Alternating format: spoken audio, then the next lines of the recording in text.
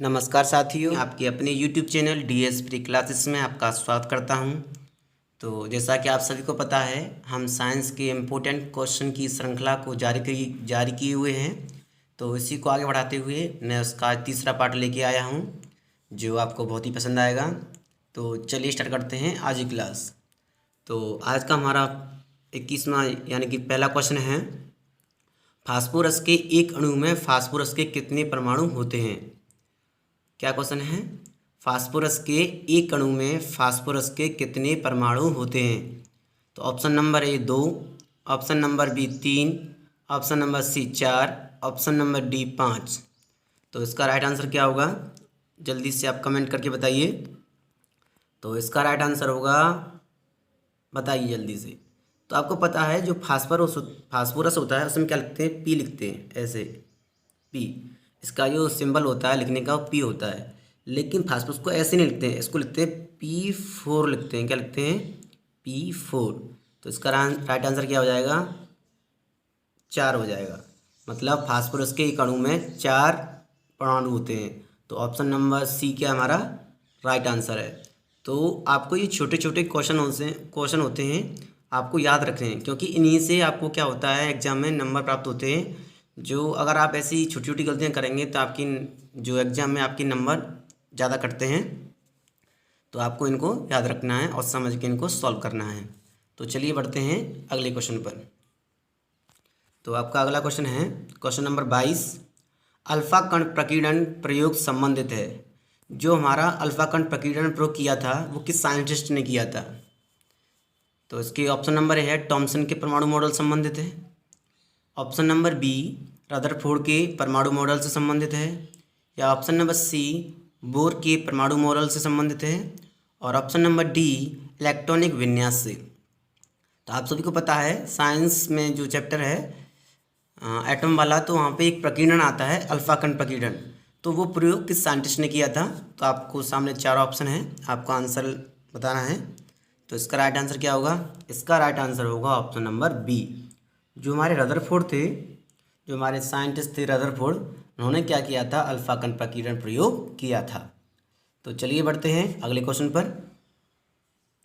तो आपका next question है, परमाणु में नाभिक का पता लगाने वाले वैज्ञानिक थे। बहुत ही important question, very very important question, जो एग्जाम में बार बार पूछा जाता है। बहुत ही इंपॉर्टेंट क्वेश्चन है, तो आपको उसको याद रखना है।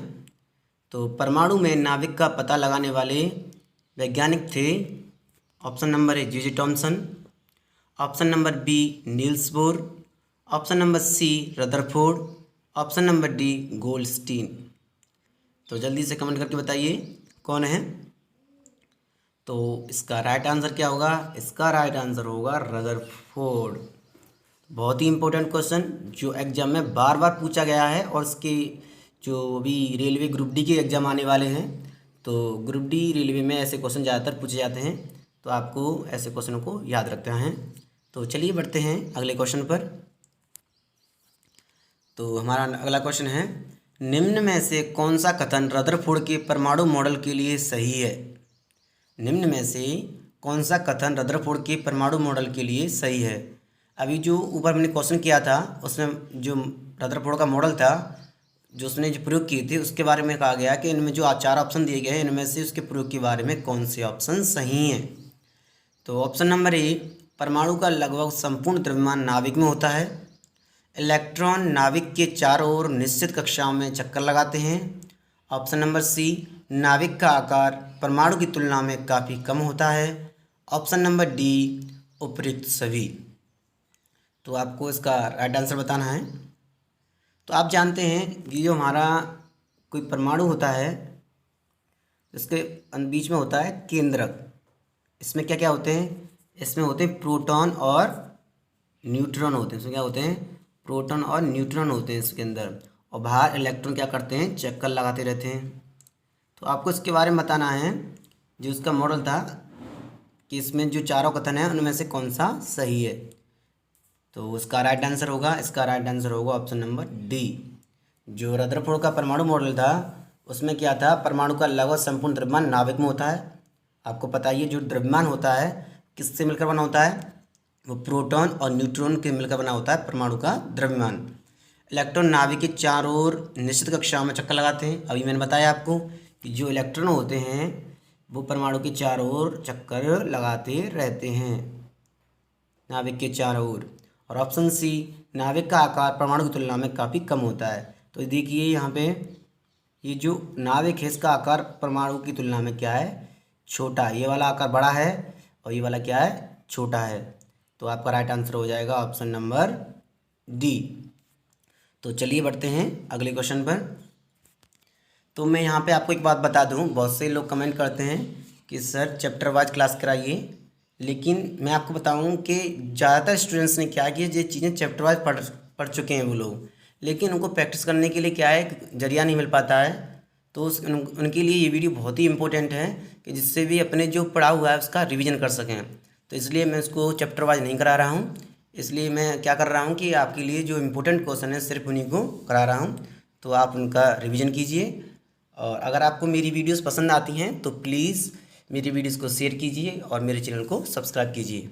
तो चलिए बढ़ते हैं अगले क्वेश्चन पर। क्वेश्चन नंबर 25, बहुत ही इंपॉर्टेंट क्वेश्चन।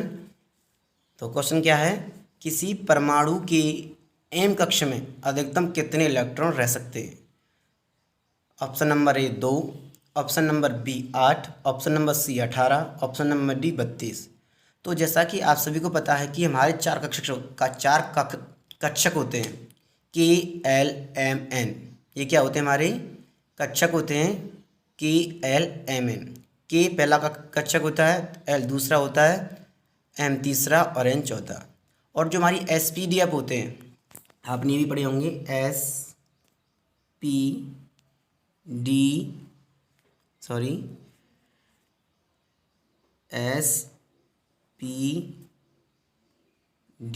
और एफ, ये हमारे क्या होते हैं, ये होते हैं उपकक्षक। के एल एम एन कक्षक होते हैं और एस पी डी एफ क्या होते हैं, उपकक्षक होते हैं। तो आपको बताना क्या है, आपको बताना है कि एल एम एन में से एम में एकदम कितने इलेक्ट्रॉन रह सकते हैं। तो हम कैसे निकालेंगे इस क्वेश्चन को, तो यहाँ पे एम, तो एम तीसरी कक्षा हमारी, तो एम बराबर हो गया एन बराबर क्या हो गया, 3 हो गया। तो एन बराबर लेंगे हम 3, तो अधिकतम कितने रह सकते हैं, 2n²। तो अगर मैं एन की वैल्यू 3 लगाऊंगा यहाँ पे, 2 मल्टीप्लाई बाय 3 का स्क्वायर, तो ये कितना हो जाएगा, ये हो जाएगा मेरा 18 हो जाएगा। क्या हो जाएगा, 3 3 9 दूनी 18 हो जाएगा। तो मेरा राइट आंसर हो जाएगा ऑप्शन नंबर सी। अगर यहाँ एल की पूछता तो एन की वैल्यू क्या लगाते हम, यहाँ हम एन की वैल्यू लगाते 2 लगाते, एल की वैल्यू क्या लगाते 2 लगाते। इसी तरह अगर के की पूछता तो के की वैल्यू क्या लगाते हम, के की वैल्यू लगाते यहाँ पे हम 1 लगाते। के बराबर एन की वैल्यू क्या लेते, एन की वैल्यू लेते हम 1 लेते। तो आपका राइट आंसर क्या हो जाएगा, इसका राइट आंसर हो जाएगा ऑप्शन नंबर सी। तो चलिए बढ़ते हैं अगले क्वेश्चन पर। अगला क्वेश्चन है, न्यूट्रॉन की खोज करने वाले वैज्ञानिक थे। न्यूट्रॉन की खोज करने वाले वैज्ञानिक, बहुत ही इंपॉर्टेंट क्वेश्चन जो एग्जाम में बार बार पूछा जाता है, और रेलवे का तो सबसे प्रिय क्वेश्चन कहते हैं ना, वही क्वेश्चन है ये। तो न्यूट्रॉन की खोज करने वाले वैज्ञानिक थे। Option number A Niels Bohr, option number B Rutherford, option number C J Thomson, option number D Chadwick. तो बताइए जल्दी से इसका राइट आंसर क्या होगा। न्यूट्रॉन की खोज किसने की थी, तो आपको एक ट्रिक पता होगी, ईंट पर नाच। ई से इलेक्ट्रॉन, यहाँ लिख देता हूँ मैं, ईंट पर नाच। तो यहाँ से ई से इलेक्ट्रॉन, टी से थॉमसन, पा से प्रोटॉन, र से रदरफोर्ड, ना से न्यूट्रॉन, च से चैडविक। तो हमें पूछा है न्यूट्रॉन की खोज करने वाले वैज्ञानिक थे चैडविक, ऑप्शन नंबर डी। तो इस ट्रिक से आप इन सबको 3 क्वेश्चनों को बहुत ही आसानी से याद रख सकते हैं। तो चलिए बढ़ते हैं हम अगले क्वेश्चन पर। तो हमारा अगला क्वेश्चन है क्वेश्चन नंबर 27, परमाणु के नाभिक में उपस्थित प्रोटॉनों की कुल संख्या को क्या कहा जाता है। परमाणु की नाभिक में उपस्थित प्रोटॉनों की कुल संख्या को कहा जाता है द्रव्यमान संख्या, परमाणु संख्या, परमाणु द्रव्यमान, इनमें से कोई नहीं। तो यहाँ पे 4 ऑप्शन दिए हैं, तो बताइए इसमें से राइट आंसर क्या होगा। तो आपको पता होगा इलेक्ट्रॉन की बात करें, इलेक्ट्रॉन कितने हैं इसमें, या प्रोटॉन की बात करें हम, या हम परमाणु क्रमांक की बात करें। परमाणु क्रमांक, ये तीनों एक ही होते हैं। इलेक्ट्रॉन, प्रोटॉन, परमाणु क्रमांक एक ही चीज़ होती है। तो परमाणु के नाभिक में उपस्थित प्रोटॉनों की कुल संख्या को क्या कहते हैं। अभी मैंने बताया था प्रोटॉन कहाँ है, इलेक्ट्रॉन कहाँ है, या परमाणु संख्या। तो परमाणु संख्या इसका क्या हो जाएगा, राइट आंसर हो जाएगा। अतः ऑप्शन नंबर बी आपका राइट आंसर होगा। तो चलिए बढ़ते हैं हम अगले क्वेश्चन पर। क्वेश्चन है सोडियम की एक परमाणु में 11 प्रोटॉन, 11 इलेक्ट्रॉन और 12 न्यूट्रॉन होते हैं। तो सोडियम का द्रव्यमान संख्या है option number A 11, option number B 12, option number C 23, option number D 34। तो जो सोडियम है उसके एक परमाणु में क्या है, 11 प्रोटॉन है, 11 इलेक्ट्रॉन और 12 न्यूट्रॉन होते हैं। तो हमें बताना है सोडियम का द्रव्यमान संख्या क्या होगी। तो आपको बताना है, तो ये क्या होगा, द्रव्यमान संख्या। तो द्रव्यमान संख्या कैसे निकालते हैं, द्रव्यमान संख्या बराबर होता है, द्रव्यमान संख्या क्या होता है, प्रोटॉनों की संख्या प्लस न्यूट्रॉनों की संख्या। द्रव्यमान संख्या बराबर क्या होता है, प्रोटॉनों की संख्या प्लस न्यूट्रॉनों की संख्या। तो प्रोटॉन कितने हैं यहाँ पे 11 प्लस, और न्यूट्रॉन कितने हैं यहाँ पे 12। तो हमारे आंसर कितना हो जाएगा 23। तो राइट आंसर हो जाएगा ऑप्शन नंबर सी 23।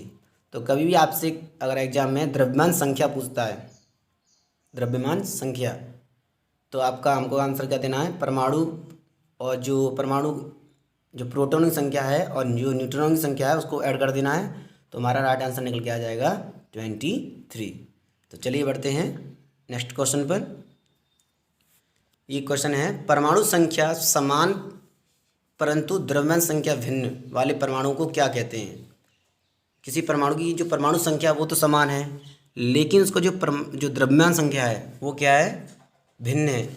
तो उस परमाणु को क्या कहेंगे, तो उसको हम क्या कहते हैं, उसको हम कहते हैं समस्थानिक। क्या कहते हैं, समस्थानिक। अगर उसका परमाणु भार समान हो तो उसे क्या कहते हैं, समभारित। लेकिन हमसे यहाँ पे क्या पूछा है, परमाणु संख्या समान, परमाणु संख्या समान, तो ये हो जाएगा समस्थानिक। तो चलिए बढ़ते हैं नेक्स्ट क्वेश्चन पर।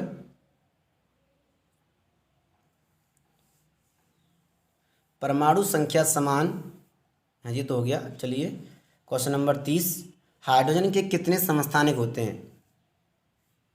पिछले क्वेश्चन हमें समझ आता है समस्थानिक किसे कहते हैं, समस्थानिक किसे कहते हैं, जिसके परमाणु संख्या क्या हो, समान हो, जिसकी परमाणु संख्या समान हो उसे क्या कहते हैं, हम समस्थानिक कहते हैं।